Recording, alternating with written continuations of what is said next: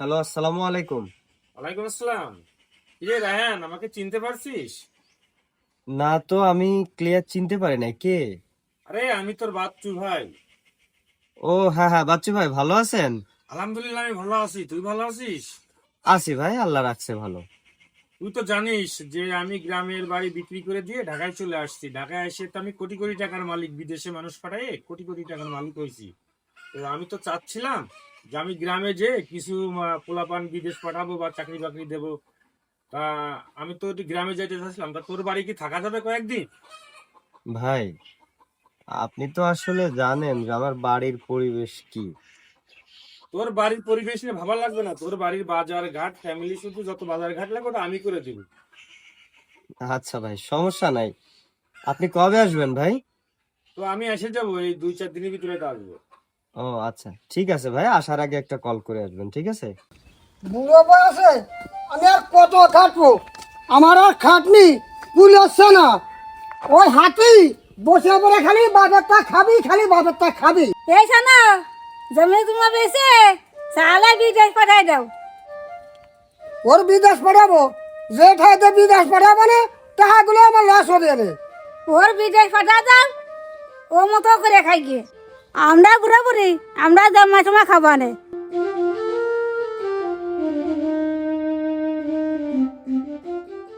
এমা এই হাত মাত ধুয়ে তাড়াতাড়ি করে খাতি দে। এই ফারুক, তারা শোন, তোর আমি একটা কথা কব ভাবতেছি, তো সুযোগই পাচ্ছি না। কি কথা কবা? আচ্ছা কও ভাই। শোন, তুই তো জানিস তোর ভাবি অনেক দিন ধরে অসুস্থ, আর সংসারে যে খরচ আমি একা ইনকাম করে পাইরে দিচ্ছি না। তো তোর ভাবতেছি বিদেশ পাঠা দেবো, তো তুই আমার মনে কষ্ট পাইবেন না তো? না ভাই, আবার এই মনে কষ্ট পাবো কে? আমার যে বিদেশ পাঠাবা, তা তুমি এত টাকা কোনে পাবা? ওই যে পালে দুটো বড় গরু আছে, ওই দুটো গরু বেশি আর কিছু টাকা জমাইনো আছে, এই দিয়ে ভাবতেছি তোর বিদেশ পাঠা দেবো। আচ্ছা ঠিক তোর আছে, তো একটা ভবিষ্যৎ আছে তোর। আচ্ছা ঠিক আছে, তুমি যা ভালো বোঝো তাই করো। কি রে রায়হান, সামান্য 8-10 বছরে এলাকা চিত্র এত পাল্টে গেছে। হ ভাই, এলাকার আগের মতো নেই। তাহলে চল যাই, এলাকার কিডা কিরকম আছে একটু খোঁজ খবর নিয়ে আসি। আচ্ছা ভাই, চলেন। আব্বা, এই করছিলাম কি, হ্যাঁ আজকে তো শ্রীকল 8-এর দিন, হ্যাঁ, তা আজকে একটু গোস্ত নিয়ে আসবি, গোস্ত খাবো। পয়সা ইনকাম করো, যে তোমার গোস্ত এনে খাওয়াচ্ছি আমি। কি খবর জহর মিয়া, কেমন আছো? ভালো আছি। এই সে ডানিয়া আজ বাড়ি ফের লোকজন আছে বস্তিতে ভাসতে, ওনার তো আমি চিনতে পারলাম না। আরে জহর ভাই, তুমি আমার চিনতে পারো নেই? আমি বাসছু, 10 বছর আগে গ্রাম ছেড়ে ঢাকা গেছি, আমি এখন ঢাকায় থাকি। ও বাসু ভাই, আরে পোশাক তো আমি চিনতেই পারতেছি নে ভাই। কি আর কব, দুঃখের কথা, সংসারে ওটা যায় না ভাই। ঘরে আজকে এটা চালও নেই, চাল আনা তাকে খাওয়া। আসলে জহর ভাই, মানুষের কষ্ট আবার আমার সহ্য হয় না, ঠিক আছে? এই নাও, এই 1000 টাকা নিয়ে আপাতত 2 দিন চলো, এরপরে লাগলি এবার চাই আমার কাছে, বুঝছো? বাসু ভাই, আপনি আমার বাসালেন, ঢাকায় এখন কি কাজ করতেছেন বাসু ভাই? জহর ভাই, আমি ওই ঢাকায় বিদেশে কিছু পোলা পান পাঠাই, ওর থেকেই কিছু ইনকাম হয়, ওই দিয়েই চলি। এই শোনো, বাইকা কইয়ে ওই চালটা বিদেশ পাঠানো যায় না? এই তুই চুপ কর, আমি ভাইয়ের কাছে করছে দেখি। বাসু ভাই, আমার সালটা তো বিদেশ পাঠাতে চাচ্ছিলাম, তা আপনি একটু নিয়ে যেতে পারবেন না? জোহর চাচা, ভাই কিন্তু বড় লোক হয়েছে, মানুষের বিদেশ পাঠায়। তা তোমার সাওয়ালটা যে বিদেশ পাঠাতে চাচ্ছ, ও যে পরিমাণ মোটা, ও বিদেশ যে কি করবে না? জহর ভাই, আমাদের কোম্পানিতে প্রতিবন্ধু পাঠানো হয়, সেইখানে 1 লক্ষ টাকা বেশি লাগে।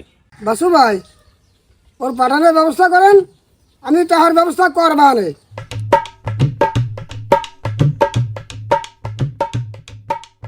কি খবর জহর মিয়া, মনে এত ফুর্তি ফুর্তি কনে যাওয়া হয়েছিল?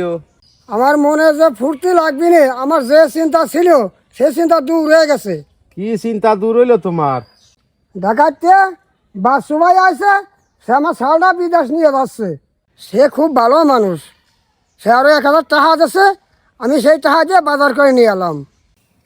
এখন সময় নেই শরীফুল ভাই, পরে কথা কবানে। বাসু ভাই ডাকাইতে আইছে, আবার তার সাওয়াল তো বলদ, আবার সে সাওয়ালেরও বিদেশ নিয়ে যাচ্ছে। দেখি আমার ভাইটার জন্য কইয়ে দেখি কি করে। বাসু ভাই আমার ভাইটার একটু বাঁচান। আরে ঠিক ঠান্ডা হয়ে দাঁড়ান, কি হয়েছে সেটা আগে বলেন। বাসু ভাই, আমার ছোট ভাইটার তো কষ্ট করে লেখাপড়া শিখেলাম, তোর কোনো চাকরি বাকরি হচ্ছে না, আপনি একটু ওর বিদেশ পাঠানোর ব্যবস্থা করেন। আরে ভাই, ওই কাজই তো আমার। ও যে জহর মিয়ার সাল প্রতিবন্ধী, ওর পর্যন্ত আমি বিদেশ নিয়ে যাচ্ছি। তা ভাই কত কেমা কি লাগতেছে? শোনেন ভাই, আগামী কালের ভিতরেই আপনার ভাইয়ের কাগজপাতি দেবেন, আর অগ্রিম 2 লক্ষ টাকা দেবেন। আর যদি বিশ্বাস না হয় তাহলে কোনো কিছুই দেয়া লাগবে না। শরীফুল ভাই, আপনি তো আর বাইরের কেউ না, আমারই গ্রামের মানুষ। আর বাচ্চু ভাইও আমাদের গ্রামের মানুষ। এখন না হয় সে ঢাকায় সে নিজের ব্যবসা বাণিজ্য করতেছে, তো তার নিয়ে অবিশ্বাস করার কিচ্ছু নাই। আপনি টাকা দেন, শেষ পর্যন্ত আমি তো থাকলাম। দেও, কোনো চিন্তা নেই, আমার সালটাও কালকে দেবো। ভাই ঠিক আছে ভাই, আমার বাড়িতে গরু টরু বেচতে হবে তো, তা আমি গেলাম। ভাই, জমি জমা বেচে 2 লাখ টাকা দিলাম, এই যে আমার সালটা তাড়াতাড়ি বিদেশ পাঠাইয়েন। কোনো টেনশন করেন না, ও দায়িত্ব আমার। আচ্ছা ভাই এই যে আমারটা, আমি বোঝনি তো, অতি গরিব মানুষ, গরু টরু বেশি যা ছিল বেশি আপনার হাতে দিলাম। আচ্ছা ঠিক আছে, খুব দ্রুতই ওকে ফ্লাইট হয়ে যাবে। ঠিক আছে।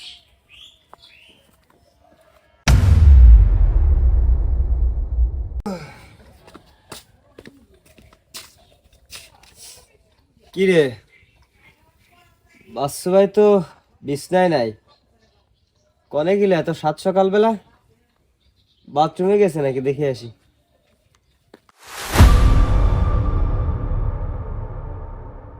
বাথরুম ঘর কোনো জায়গায় তো নাই, দেখি একটা phone the. The number you called is no longer in use. Thank you. আপনি যে নম্বরে কল করেছেন সেটা আর ব্যবহৃত হচ্ছে না। ফোনও তো বন্ধ, তার মানে বাচ্চু ভাই কি আমাদের ঠকিয়ে গেল নাকি? আরে ফারুক, কাগজপাতি দেওয়ার ডেটটা আরো 2 দিন আগে চলে গেছে। হ্যাঁ, কাগজপাতি তো পালাম না, চল দিই জোহরের কি অবস্থা জানিয়ে আসি। আচ্ছা চলেন। বাসু ভাই টাকা তুই নিয়ে গেলেও আর তো বাড়ি মুখ আলিওই না। হ্যাঁ, আসবে না, জোহর মিয়া, তোমাকে কি কাগজপাতি দিয়েছে?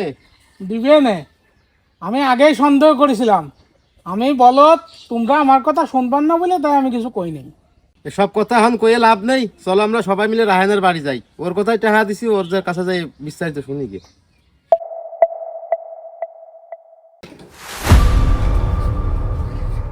আচ্ছা, বিপদে পড়েছি, তাড়াতাড়ি গড়টা তালা মারি থুয়ে লোকজন দেখার আগে এনতে ভাগি। কি ঘরে তালা তুলি মারিয়ে ব্যাগ ব্যাগ নিয়ে বাগার ধান্দা? তা হতে দিচ্ছি না আমরা। ভাই ভাই, এতে আমার কোনো দোষ নেই ভাই। ভাই উনি যে এরকম চক্রান্ত সাজায় গ্রামের সরল সোজা মানুষের এভাবে বোকা বানায় চলে যাবে, ভাই আমি জানতাম না। ভাই বিশ্বাস করেন ভাই, এর একটা টাকা আমি খাই নাই ভাই। ভাই আপনারা আমার ক্ষমা করে দেন, আমি তো গরিব মানুষ ভাই।